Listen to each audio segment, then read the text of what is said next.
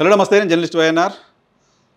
ప్రస్తుతం జమ్మలమడుగులో ఉన్నాను. Election campaign చూస్తున్నాం. ఇక్కడ జమ్మలమడుగు నియోజకవర్గానికి సంబంధించిన వైఎస్ఆర్ కాంగ్రెస్ పార్టీ నేత, రాష్ట్ర అధికార ప్రతినిధి హనుమంత్ రెడ్డి గారు మనతో పాటు జాయిన్ అవుతున్నారు. హనుమంత్ రెడ్డి గారు నమస్తే, ఎలా ఉన్నారు? నమస్తే సార్, బాగున్నాను సార్. మీరు ఎలా ఉన్నారు సార్? ఎలా ఉంది జమ్మలమడుగు? మేము ఏదో ఎండల్లో తిరుగుతున్నాం మీ ఊళ్ళో. ఎలా ఉంది జమ్మలమడుగు? చాలా బాగుంది సార్. బాగుండు అంటే గెలుస్తారా? గెలవడం అది ఎప్పుడో అయిపోయింది. అసలు ఆదినారాయణ రెడ్డి సారి ఆదినారాయణ రెడ్డి ఓటమిని ఎత్తుక్కొని వచ్చాడు ఇక్కడికి. అవునా? అంతే. ఆదినారాయణ రెడ్డి ఎప్పుడో అవుట్డేటెడ్ పొలిటీషియన్. ఎట్లా అవుట్డేటెడ్ సార్? మొన్న ఎలక్షన్లో పోటీ చేశాడు. 5 ఏళ్ల క్రితం వరకు మంత్రి. 2019 కదా మీరు చెప్పారు. 2019 తర్వాత 2024 అతనికి బీఫామ్ ఇచ్చేంతవరకు ఈ జమ్మలమడుగు కాన్స్టిట్యున్సీకి అడుగు పెట్టలే. రాలే. అది ఏంది, మళ్ళీ వాళ్ళ సొంతము అన్న కొడుకు గొంతు కోసి టికెట్ తెచ్చుకున్నాడు. అన్న కొడుకు బదులు ఆయన వచ్చాడు, వాళ్ళ ఫ్యామిలీ కదా. నేనేమంటానంటే అతనే చెప్తుంటాడు, న్యాయం ధర్మం అవన్నీ చెప్తుంటాడు. ధర్మం ప్రకారం అయితే అప్లోడ్ పోటీ చేయాలా, అప్లోడ్ గొంతు కోసి టికెట్ తెచ్చుకొని మళ్ళీ నేనేందో చేస్తున్నా అంటే ఎంపీకి పంపించారు కదా, ప్రమోషన్ ఇచ్చారు కదా. అసలు ఏమన్నా వాళ్ళ ఫ్యామిలీ అంతకుముందు ఎంపీకి ఈయనే కదా పోటీ చేసింది. 3,80,000 ఓడిపోయినాడు. ఇప్పుడు కూడా అంతకుముందు రామ్ సుబ్బారెడ్డి 50,000 అయితే ఇప్పుడు 60,000 70,000 ఓడిపోతాడు. ఏంటి కాన్ఫిడెన్స్? కాన్ఫిడెంట్ అంటే జగన్మోహన్ రెడ్డి గారిని ఇంతకుముందు ముఖ్యమంత్రిగా చూడాలనుకున్నారు. ముఖ్యమంత్రి గారి పరిపాలన, ఈ రాష్ట్రంలో జరుగుతున్న ఏదైతే అభివృద్ధి, ఏదైతే ఒక్క రూపాయి అవినీతి లేకుండా ప్రజలకు అందించిన సంక్షేమ కార్యక్రమాలు కావచ్చు, అభివృద్ధి కార్యక్రమాలు కావచ్చు, ఇవన్నీ గతంలో చంద్రబాబు నాయుడు గారి పరిపాలనలో ఉన్నవి ఇక్కడ లేవు. ఏంటంటే అప్పుడు అవినీతి ఉండేది, ఇప్పుడు అవినీతి లేదు. అప్పుడు ఎవరో జన్మభూమి కమిటీల దగ్గరనో, లేకుంటే ఎమ్మెల్యేలు చెప్తేనో, లేకుంటే అక్కడ ఉండే అధికారులు మామూలుగా అక్కడ ఉండే స్థానిక నాయకులు చెప్తేనే పనులు జరిగేవి. ఇప్పుడు అలా కాదు. ప్రతి ఇంటి దగ్గరికి, డోర్ స్టెప్ దగ్గరికి జగన్మోహన్ రెడ్డి గారు సంక్షేమ కార్యక్రమాలు కానీ అభివృద్ధిని కానీ పంపించాడు. అదే మాకు అభివృద్ధి సంక్షేమం ఏ ప్రభుత్వాలైనా చేస్తుంటే మీరు ఇంకా ఎక్కువ చేశారని చెప్పుకోండి. కానీ అభివృద్ధి ఆదినారాయణ రెడ్డి గారు ఇక్కడ 3 సార్లు గెలిచారు. వాళ్ళ ఫ్యామిలీకి పెద్ద హోల్డ్ ఉంది. కొన్ని గ్రామాలు వాళ్ళ తప్ప ఇంకోళ్ళకి ఓట్లు వేసే పరిస్థితి ఉండదు. 3 సార్లు గెలిచింది కూడా ఒక్క జగన్మోహన్ రెడ్డి వైఎస్ఆర్ ఫ్యామిలీని చూసే గెలిచాడు తప్ప అంతకు మించి వేరే ఆలోచనే లేదు. అంతకుముందు అతను గెలిచి 3 సార్లు గెలిచింటే 2019 ఎందుకు రాలే ఓట్లు? 19కి అంతా మొత్తం గాలి కదా. అలా కాదు కదా. ఆయన ఏం చెప్తుంటాడు, నాది ఇంత, నేను ఇది చేసిన అది చేసిన, నాది ఇంత పొడుగు అని చెప్తా ఉంటాడు కదా. ఎందుకు ఓట్లే లేదు 2019లో? ఆయన వేసిన రోడ్లు వేసినా, లేదంటే గ్యాస్ కనెక్షన్లు ఇచ్చినా, నేను కుట్టు మిషన్లు ఇచ్చినా, గ్యాస్ కనెక్షన్ కుట్టు మిషన్లు తప్ప ఆయన చెప్పినది వేరేది ఏం లేదు. ఇది తప్ప ఏం లేదు. సో ఇప్పుడు భారతీయ జనతా పార్టీ ఉంది, కేంద్రంలో మోదీ గారు ఉన్నారు, ఇక్కడ టీడీపీ వాళ్ళు కలిసి వస్తున్నారు. సరే, టీడీపీ పైన వ్యతిరేకత ఉంటే ఉండొచ్చు. భారతీయ జనతా పార్టీ అభ్యర్థి కదా ఆయన. ఇప్పుడు భారతీయ జనతా పార్టీ అభ్యర్థి. భారతీయ జనతా పార్టీ ఈ రాష్ట్రానికి ఏం చేసిందో చెప్పాలి. ఎన్డీఏగా ఇంతకుముందు తెలుగుదేశం పార్టీ, బీజేపీ, జనసేన పార్టీలు కలిసి ఆంధ్రప్రదేశ్కి ఏం చేశాయో చెప్పాలి. 2014 ఇచ్చిన హామీలు ఏమన్నా నెరవేర్చాయా? నెరవేర్చింటే ఓట్లు అడిగే హక్కు ఉంటుంది. ఎవరు కాదనలేదు కదా. బీజేపీతోరా, ఇంకొక పార్టీతోరా, ఇంకొక పార్టీతో 2019 నుంచి 2024 వరకు ఈ కాన్స్టిట్యూన్సీ లేకుండా ఎందుకు పేకాట ఆడుతున్నావు? పేకాట రాయుడే కదా. ఎప్పుడు పేకాట క్లబ్లలో ఎప్పుడైనా చూసుకో, ఆయన సెల్ ఫోన్ ఇది ఎక్కడుంది ఏం కదా అని చెప్తారు కదా. సెల్ ఫోన్లో అది పేకాట క్లబ్లలో తప్ప ఎక్కడైనా కనిపించాడు. గూగుల్ టేక్అవుట్ తీయాలా? గూగుల్ టేక్అవుట్ ఏం టేక్అవుట్ ఇవన్నీ చెప్పమని చెప్పండి.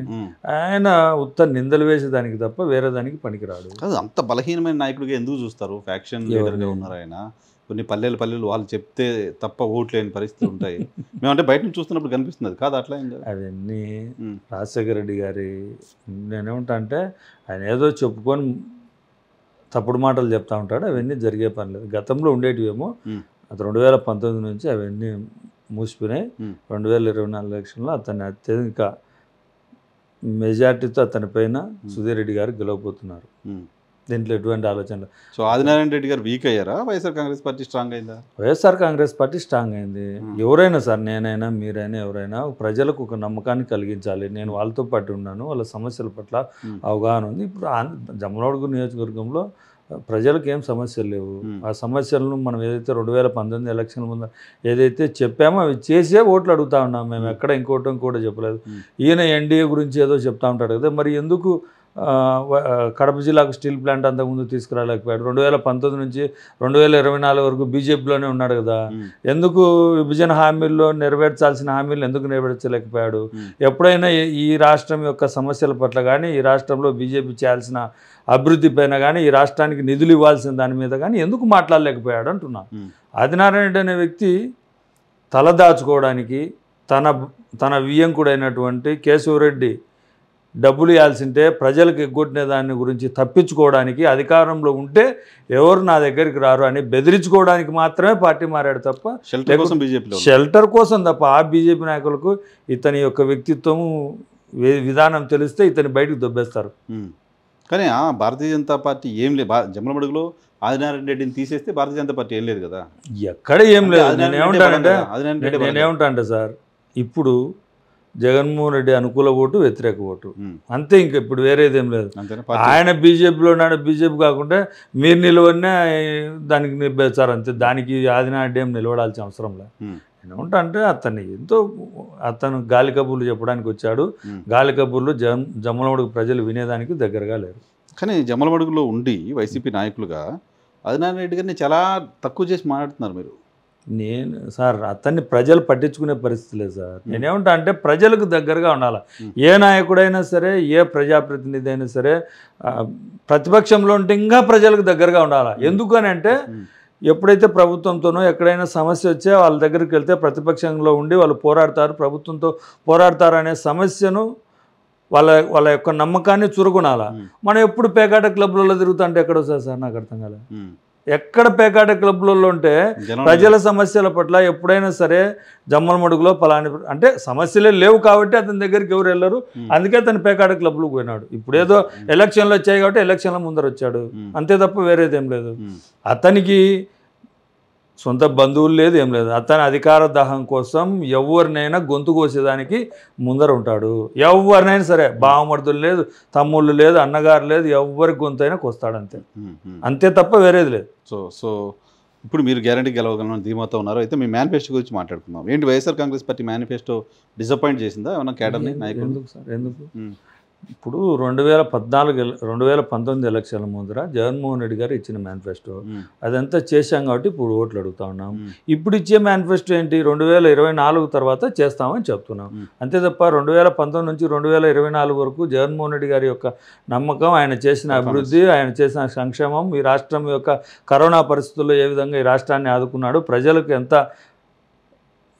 వాళ్ళకు ఎంత విలువైన సమయాన్ని లేకుంటే వాళ్ళ పట్ల ఆ నాయకునిగా ఏమేం ప్రేమ కానీ చొరవ కానీ వాళ్ళ పట్ల నాయకత్వం అంటే ఏమిటంటే జవాబుదారితనాన్ని జగన్మోహన్ రెడ్డి గారు చూపించారు. జగన్మోహన్ రెడ్డి గారు చేస్తున్న సంక్షేమ కార్యక్రమాలను కానీ లేకుంటే వాలంటీర్ వ్యవస్థ కానీ సచివాలయ వ్యవస్థను ఇతర రాష్ట్రాల ముఖ్యమంత్రులు అవలంబిస్తాము, మేము వచ్చిన తర్వాత మేము అధికారంలోకి వచ్చి ఇవన్నీ చేస్తామంటే అదంతా జగన్మోహన్ రెడ్డి గారు ప్రజల పట్ల ప్రజలకు చేసిన సేవను విజయం సాధించినట్టే అని చెప్తా ఉన్నాం. దానికి ఇప్పుడు ఓట్లు వేస్తారని చెప్తా ఉన్నాం, వేరేదేం లేదు. ఒక్క జమ్మలమడిగే కాదు, ఆంధ్రప్రదేశ్ రాష్ట్రంలో ప్రతి నియోజకవర్గంలో 175 to 175 కొట్టేదానికి రెడీగా ఉన్నాం. సో మీకు అసలు ఏం ప్రజల దగ్గర నుంచి వేరే సమస్యలు ఏం రావట్లేదా? ప్రభుత్వం అంతా బాగానే చేసింది, బ్రహ్మాండంగా ఉందని చప్పట్లు పెట్టే పరిస్థితి ఉందా? నెగిటివ్ ఏం లేదా కదా? ఇప్పుడు ప్రజల దగ్గరికి వెళ్తాను, వాళ్ళు చెప్తా ఉన్నారు మేము ప్రజల దగ్గరికి వెళ్తా అంటే మేము జగన్ సార్ కోట్ వేస్తాం పన్నాం, మాకు చేసి నడుపున్నా అని చెప్తా ఉన్నారు అంతే. వేరే పర్సన్ అయినా కనపడ్డంలే. జగన్మోహన్ రెడ్డి గారికి చేస్తాం, మేము జగన్మోహన్ రెడ్డి గారికి ఓటేస్తాం, మీకు ఫ్యాన్ గుర్తు ఓటేస్తాం, జగన్మోహన్ రెడ్డిని చేస్తాం, చూస్తాం సార్ వేస్తాం అంటున్నారు. మాకు చేశాడు, మాకు ఇంత చేసినాడు, మేము జగన్మోహన్ రెడ్డికి ఈ ఓటు వేయడానికి ఎందుకు ఇబ్బంది పడతాం, ఓటేస్తాం. జగన్ టు ఓటర్ అంతే, జగన్ టు ప్రజలు ఓటరు అంతే. ఇది విద్యా వ్యవస్థ మీద కానీ వైద్య వ్యవస్థ వైద్య విధానంలో కానీ ఇవన్నీ సమూలమైన మార్పులు. ఏదైతే ప్రజలకు ఏదైతే అవసరాలు ఉన్నాయో అవసరాలన్నీ జగన్మోహన్ రెడ్డి గారు తీర్చారు కాబట్టి ఓట్లు వేయడానికి ప్రజలు రెడీగా ఉన్నారు. ఎప్పుడెప్పుడు వస్తుందా మే 13, ఎప్పుడెప్పుడు ఎవరైతే బురద చల్లుతున్నారో వాళ్ళందరికీ బురద చల్లేదానికి రెడీగా ఉన్నారు జనాలు కూడా. వాళ్ళందరినీ ఖచ్చితంగా వాళ్ళు ఏదైతే బురద చల్లుతున్నారో అది వాళ్ళ మీద పడుతుందని వాళ్ళ ఆలోచన కూడా అందుకే చంద్రబాబు నాయుడు గారు కానీ ఈ రాష్ట్రంలో ఉండే ప్రతిపక్ష నాయకులు కానీ ఎక్కడా కూడా ఇదో ఈ అవినీతి చేశాడు జగన్మోహన్ రెడ్డి, అంతకుముందు 2014 ముందర అవినీతి పరుడు అని చెప్పారు. ఇప్పుడు ఒక్క రూపాయి అవినీతి చేశాడని ఎక్కడైనా ఏ నాయకుడైనా చంద్రబాబు నాయుడు గారు కానీ మోడీ గారు కానీ పవన్ కళ్యాణ్ కానీ ఒక్క మాట చెప్తున్నారా? చెప్పలేదు అని అంటే అధికారంలో ఉండి ఒక్క రూపాయి అవినీతి చేయకుండా ప్రజలకు సంక్షేమాన్ని అభివృద్ధిని అందించిన వ్యక్తి జగన్మోహన్ రెడ్డి గారు అని వాళ్ళ ఆరోపణ కూడా చేయలేకపోతున్నారు అని అంటే జగన్మోహన్ రెడ్డి గారు అప్పటికే 70% విజయం సాధించారు. 30% విజయం కోసమే ఇప్పుడు ఎలక్షన్ జరుగుతుంది. కానీ మీరు ఇంతకుముందు చెప్తున్నట్టుగా జగన్మోహన్ రెడ్డి వర్సెస్ జగన్మోహన్ రెడ్డి డైరెక్ట్గా ఓటరు ప్రజలు, ఈ మధ్యలో ఉన్న కార్యకర్తలంతా జనాలంతా ఇబ్బంది పట్ల నాయకులుగా మీలాంటి వాళ్ళు కింద గ్రామ స్థాయిలో ఉండే నాయకులు మాకు గౌరవం లేకుండా పోయింది, మమ్మల్ని పట్టించుకోలేకుండా పోయేవాళ్ళు నాతో మాట్లాడుతున్నారు చాలామంది. ఈ పులివెందుల్లో జమ్మలమడుగులో తిరుగుతుంటే మాకు జగన్ సార్ వచ్చాడు, జగన్ గారి సార్ కోసం మేము కష్టపడ్డాం కానీ మాకేం లెక్క లేకుండా పోయింది, మాకేమో గౌరవం లేకుండా పోయింది సార్ అని. పార్టీ ప్రభుత్వాన్ని జగన్మోహన్ రెడ్డి గారిని ముఖ్యమంత్రిని చేసింది హనుమంత్ రెడ్డికో లేకుంటే పార్టీ నాయకులకో లేకుంటే వాళ్ళకి ఏదో స్వతంత్రంగా వాళ్ళకి సులభంగా ఆస్తులను ప్రభుత్వ ఆస్తులను దోచిపెట్టడానికి కాదు. ప్రజలకు జవాబుదారితనంగా ఉండాలి. ఆ సీట్లో కూర్చుంటే ప్రజలకు ఏమేమి చేయాలనో ప్రజల నీడ్స్ ఏంటో అవి తెలుసుకొని ఈ రాష్ట్రాన్ని సుభిక్షంగా చేయాలనే ఆలోచన మా కార్యకర్త. జగన్మోహన్ రెడ్డి గారు మనిషి అంటేనే నాకు గౌరవం. జగన్మోహన్ రెడ్డి గారి పక్కన వైఎస్ఆర్ కాంగ్రెస్ పార్టీ నాయకుడు అంటేనే అయ్యా జగన్మోహన్ రెడ్డి గారి ప్రభుత్వం ఇవన్నీ చేస్తుందంటే వీళ్ళంతా రిప్రజెంటేషన్ సార్, మేమంతా రిప్రజెంటేటివ్స్. ఆ విధంగానే మాకు గౌరవం ఉంది. ఎక్కడైనా మమ్మల్ని చూస్తానంటే జగన్ సార్ మనుషులుగా చూస్తారు తప్ప వేరే లేదు. వైఎస్ఆర్ కాంగ్రెస్ పార్టీ తీసి పక్కన పెడితే హనుమంత్ రెడ్డి జీరో. ఏముంటుంది హనుమంత్ రెడ్డి దగ్గర? ఏం లేదు. జగన్మోహన్ రెడ్డి గారు మనుషులుగా మాకు గౌరవం ఉంది, అది చాలు. మా నాయకుడు జగన్మోహన్ రెడ్డి గారు ప్రజలకు అందరికీ మంచి చేస్తూ ఉన్నాడు. శత్రువుకైనా సరే మంచి చేయాలనే ఆలోచన జగన్మోహన్ రెడ్డి గారి దగ్గర ఉంది. అట్లీస్ట్ ఆదినారాయణ రెడ్డి గారి భార్య కూడా ఇన్సూరెన్స్ అమౌంట్ ప్రభుత్వం యొక్క ఏదైతే పంట ఇన్సూరెన్స్ అమౌంట్ పడిందంటే ఎంత పారదర్శకంగా పనిచేస్తుందో ఒక్కసారి ఆలోచన చేయండి. అంతకుముందు ఎప్పుడైనా సరే తెలుగుదేశం గవర్నమెంట్లో కానీ అంతకుముందు అంటే ప్రభుత్వాల్లో కానీ ఎప్పుడైనా సరే ఆపోజిట్ వాళ్ళకి వచ్చేటివే రాలేదు కదా. ఎప్పుడు కూడా శత్రువులు మాత్రం చూసేవాళ్ళే. పింఛన్ ఇచ్చేవాళ్ళు కాదు, జన్మభూమి కమిటీలో సంతకాలు పెట్టేవాళ్ళు కాదు, ఏడిపించుకు తినేవాళ్ళు. అందుకే అప్పుడు 34 లక్షలు 35 లక్షలు ఉన్నాయి. ఈరోజు 68 లక్షల పింఛన్లు ఇస్తా ఉన్నారంటే ఈ 30 లక్షల పింఛన్లన్నీ అంతకుముందు ఇవ్వకుండా ఆపేసి 1000 రూపాయలు పింఛన్ ఇస్తామని అబద్ధాలు చెప్పి 1000 రూపాయలు పింఛన్ ఇస్తూ మేము 2000 ఇచ్చామని అబద్ధాలు చెప్పుకోవడానికే పనికొస్తున్నారు తప్ప. అందుకే ఈరోజు చంద్రబాబు మేనిఫెస్టో అని నమ్మడం లేదు ప్రజలు. ఎందుకనంటే చంద్రబాబు మేనిఫెస్టో ఏదో 6 times 7 times 9 times Jaganmohan Reddy గారు ఇచ్చే అమ్మఒడి తీసుకొస్తా అంటాడు. 14 సంవత్సరాలు ముఖ్యమంత్రిగా పనిచేసిన వ్యక్తి అమ్మఒడి పారదర్శకత జగన్మోహన్ రెడ్డి గారు పరిపాలించిన తర్వాత జగన్మోహన్ రెడ్డి గారు ఇచ్చిన తర్వాత తెలుస్తుందా?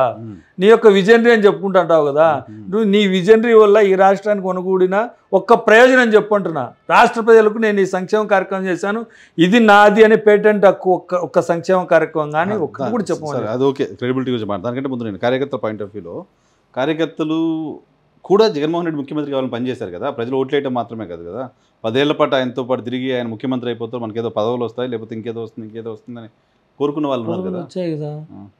ఏంటి సార్ మీరేంటి సార్ నాకు అర్థం కాని విషయం.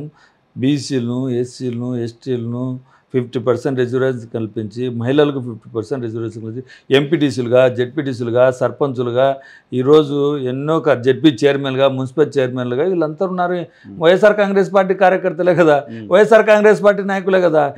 స్వాతంత్రం వచ్చినప్పటి నుంచి 95% వైఎస్ఆర్ కాంగ్రెస్ పార్టీ తరఫున జెడ్పీటీసీలు ఎంపీటీసీలుగా సర్పంచులు గెలిచిన వాళ్ళు ఈ దేశ చరిత్రలో ఏ రాష్ట్రంలో లేరు.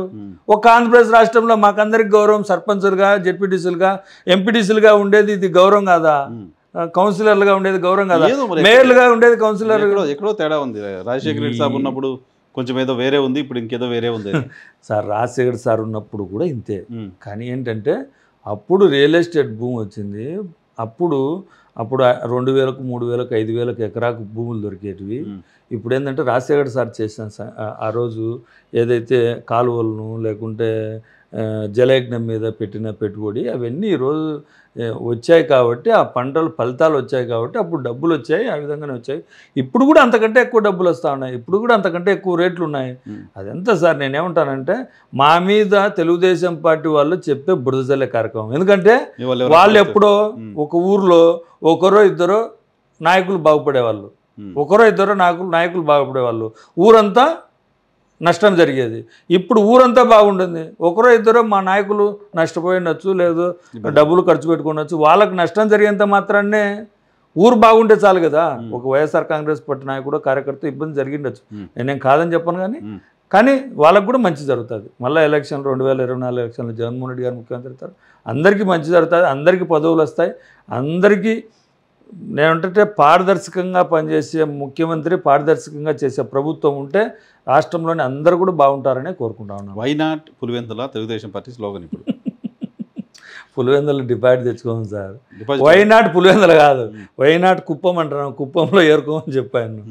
ఓట్లు ఏంది సార్ మాట్లాడితే సార్, నేనేమంటే పులివెందులు అని వాళ్ళు అంటున్నారు, కానీ పులివెందుల్లో వైఎస్ ఫ్యామిలీ నుంచి ఎంతమంది రిప్రజెంటేటివ్ చేస్తూ అక్కడ ప్రతి ఒక్క సమస్యను కానీ గ్రామంలో ఉండే పిన్ టు పిన్ సమస్యలను అవగాహన ఉండి అక్కడ అవినాష్ రెడ్డి గారు వాళ్ళ కుటుంబ సభ్యులు అందరూ పనిచేస్తూ ఉంటే పులివెందుల ఏదో నేనేమంటా అంటే చంద్రబాబు నాయుడు గారు ముఖ్యమంత్రిగా ఉన్నప్పుడే, అప్పుడు ఉమేష్ చంద్ర అనే ఎస్పీని పెట్టుకున్నప్పుడే వైఎస్ ఫ్యామిలీని టచ్ కూడా చేయలేకపోయారు. ఇప్పుడు ఏం చేస్తారు సార్ నాకు అర్థం కాలేదు.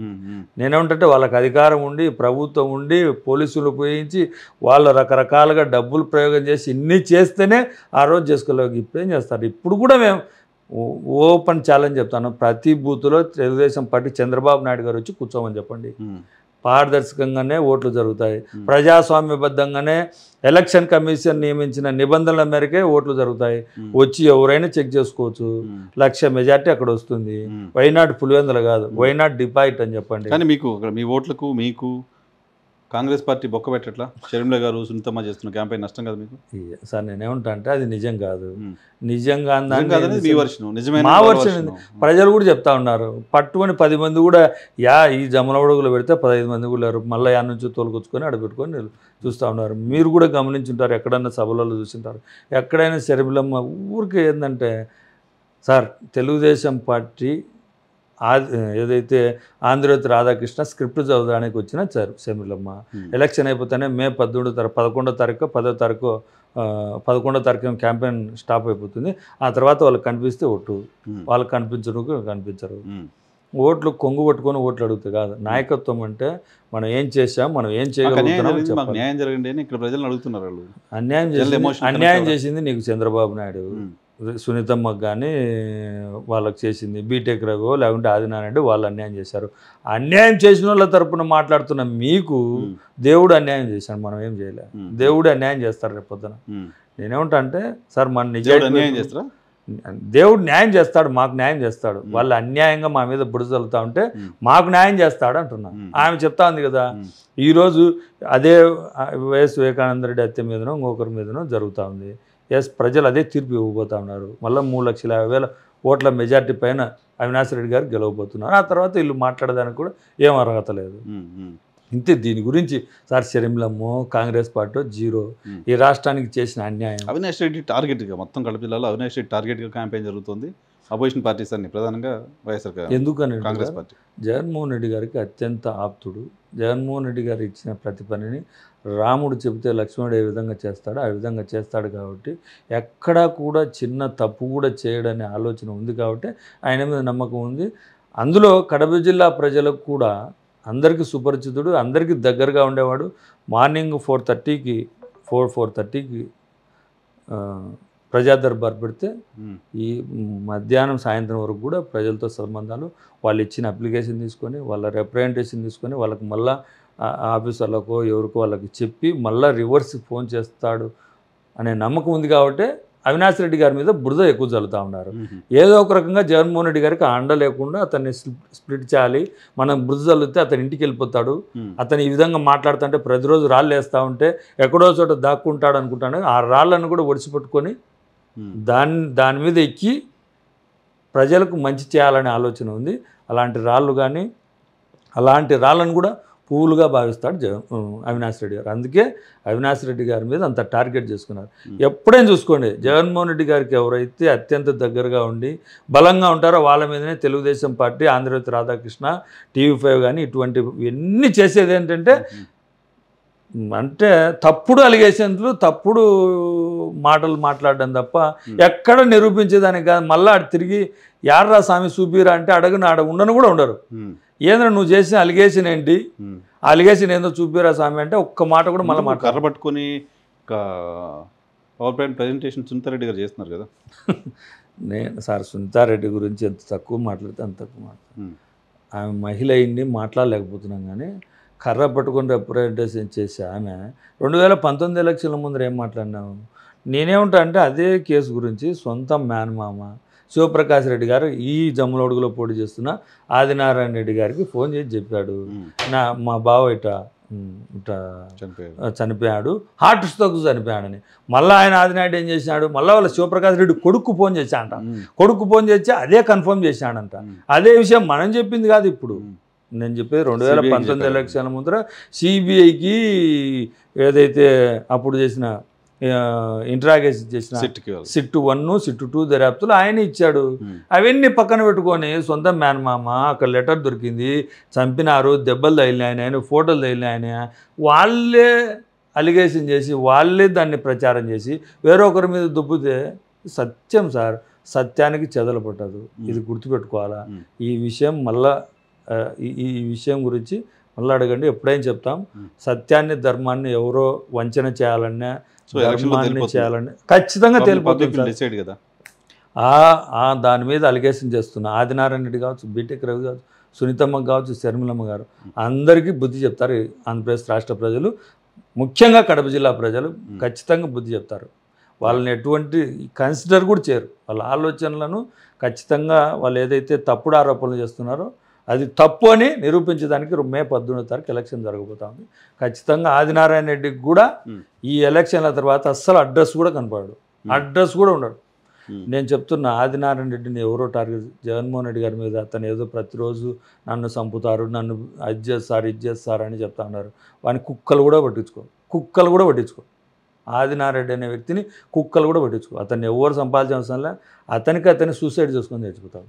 ఎందుకంటే ఇప్పుడు జరగబోయేది అదే. 2024 ఎలక్షన్లలో సుధీర్ రెడ్డి మీద అత్యంత ఏదైతే ఆదినారాయణ రెడ్డి మీద సుధీర్ రెడ్డి గారు అత్యంత మెజార్టీతో గెలవబోతా ఉన్నాడు. అది చాలు. అతను ఆడనే నాకు తెలిసి జూన్ 4వ తారీఖున దాంట్లోనే చచ్చిపోతాడు. చూద్దాం అంతే. నేను కాన్ఫిడెంట్ కాదు సార్. మేము ప్రజలకు సేవ చేశాం, సర్వీస్ చేశాం. అతను ఏం చేశాడో చెప్పమని చెప్తా ఉన్నా. అతను 15 సంవత్సరాల నుంచి ఏంటో రోడ్లు కానీ ఇంకోటి కానీ ఆంధ్రప్రదేశ్ రాష్ట్రంలో ఏదైతే గండికోట ప్రాజెక్ట్ కానీ ఇవన్నీ రాజశేఖర రెడ్డి గారు ముఖ్యమంత్రిగా ఉన్నప్పుడు ఆయన రిప్రజెంట్ చేసినట్టు. ఈయన ఏదైతే తీసుకున్నాడో వైఎస్ ఫ్యామిలీ రాజశేఖర రెడ్డి దగ్గర చేసుకునే ఏదో అప్పుడు ఎమ్మెల్యేగా ఉన్నాడు కాబట్టి రోడ్లు కానీ ఓటు కానీ వేయించాడు. అందుకని నేనేమంటానంటే 2016లో 2017లో నువ్వు మంత్రి అయినావు కదా, తెలుగుదేశం నుంచి మంత్రి అయిన తర్వాత ఎన్ని కోట్ల రూపాయలు ఫండ్స్ తెచ్చి జమ్మలమడుగుకు అభివృద్ధి చేశావు చెప్తారు. ఇప్పుడు ఎలక్షన్ క్యాంపెయిన్లో చెప్తారు కదా. ఏం చెప్పడంలే, ఏం చెప్తాను తెలుసా, నేను అప్పుడెప్పుడో చేసిన, మా తాతలు నేతలు తాగినారు, మా మూతులు వాసలు చూడండి అంటున్నారు. చూస్తారా లేదా జనాలు? చూద్దాం. నేను కూడా అదే చెప్తా ఉన్నా. నేను గతంలో ఏందో కుట్టు మిషను ఎన్నో డబ్బులు తీసుకొచ్చి ఇంకోటో చేసి అవే అభివృద్ధి అనుకుంటే అది కాదు. జగన్మోహన్ రెడ్డి గారు చేసిన సంక్షేమ కార్యక్రమాలు, అభివృద్ధి కార్యక్రమాలు ప్రజల్లోకి వెళ్ళాయి కాబట్టి నువ్వు అవన్నీ డిఫెన్స్ చేసుకోలేక, అవన్నీ ప్రజల దగ్గరికి వెళ్ళలేక రోడ్డు షోలు చేసుకొని బతుకుతా ఉన్నావు. చివరిగా కంక్లూడ్ చేద్దాం. ఎందుకు రామసుబ్బారెడ్డి గారు జమ్మలమడుగు క్యాంపెయిన్లో కనపడట్లేదు? ఎందుకు కనపడలేదు సార్? ప్రతిరోజు ఉన్నారు కదా, క్యాంపెయిన్ చేస్తున్నారు. ఎస్ ప్రతిరోజు కలిసి ఉన్నారు. ఏం దానికి సార్ నేనేమంటా అంటే రామసుబ్బారెడ్డిను ఇంకొకరిను ఇవన్నీ పక్కన పెట్టేయండి. జగన్మోహన్ రెడ్డి గారిని చూస్తున్నారు, ఓట్లు వేస్తున్నారు, అంతే. ఇంక వేరే ఆలోచన. వాళ్ళు డైరెక్ట్ ఓటు జగన్మోహన్ రెడ్డి గారికి వేస్తామని డైరెక్ట్ ఓటర్లే చెప్తా ఉన్నారు. నేను పొద్దుటూరు గురించి పొద్దుటూరులో కూడా అదే పరిస్థితి ఉంది.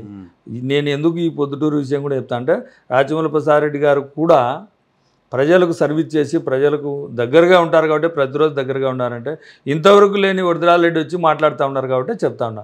అక్కడ కూడా ప్రజలు జగన్మోహన్ రెడ్డి గారిని స్థానికంగా ఉండే ఎమ్మెల్యేలను చూసి ఓట్లేస్తూ ఉన్నారు అక్కడ. Right sir, thank you very much మాకు సమయం కేటాయించినందుకు. ఇది వైసీపీ అధికార ప్రతినిధి హనుమంత్ రెడ్డి గారి మాట. ఖచ్చితంగా కడప జిల్లాలో క్లీన్ స్వీప్ చేస్తామని సునీతారెడ్డి, షర్మిలారెడ్డి చేస్తున్న ఆరోపణలకు కడప జిల్లా ప్రజలు సరైన సమాధానం చెప్తారనేది హనుమంత్ రెడ్డి చెప్తున్నమాట.